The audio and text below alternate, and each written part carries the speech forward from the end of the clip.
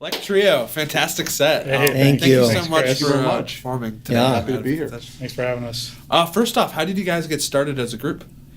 Well, it was probably almost 10 years ago that the three of us and two other gentlemen, we started a project called Birds of Flame.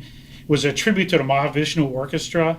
That's where we basically started doing, and then from there we spread our wings a little bit. We did Weather Report, we did Return of Forever, all stuff that was post Miles Davis, Bitches Brew era, all the jazz fusion stuff. And then when our keyboard player moved up to New Hampshire, we decided to go as a quartet.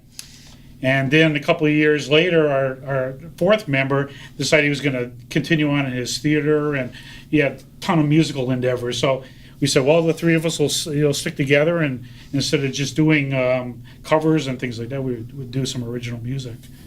And essentially, that's we've been for the last couple of years anyway. And, speaking of your original music, I hear a lot of different kind of genres together. There's like blues in the last song, and then you have the progressive rock and jazz fusion, and just kind of that blues rock and funk. So how do you guys go about writing these compositions? It comes all different ways. Some of the stuff we've come up with together, other stuff one of us brings in, and the others kind of expand on it. That set, I brought in the first one, Gary brought in the other two, and Randy brought in the other one, so we didn't have any true collaboration. I mean, they're all collaborations, really, because we just all put them in a blender and mix them up and throw in suggestions. Yeah, there's a theme, and then we just take the theme and we just expand on the theme. Yeah.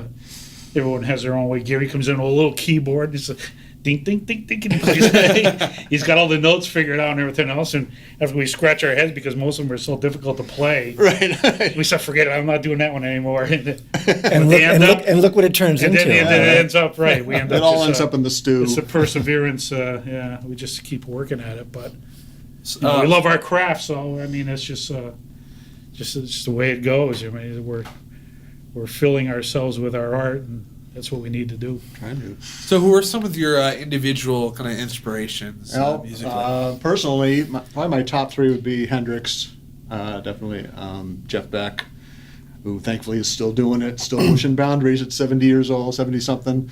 And Eric Johnson is another big favorite of mine, who's slightly less known, but he's been a top favorite of mine forever. And then, the jazz guys, Metheny and Holdsworth and those guys. Just try to grab something, even acoustic players like Leo Kaki, stuff like that. Just everything, just soak it in. I'm a big Tool fan, and Primus, things that take a little more listening, It's fun to play as a drummer, so that's what I tend to go to. And I write that way as well, a little more complex, a little more Tell me about it. challenging. And I like, to be honest with you, on my car, we listen to 40s big band all the time. So I'm doing a lot of that kind of stuff. But, I mean, all the Miles Davis and the Coltrane's and the people like that. And, again, the post groups that started from that little nucleus. But I like heavier stuff. One of my favorite bands is called Helmet. So I like Helmet and I like Buckethead. And so the different elements of the three of us bring in this project it's just nothing.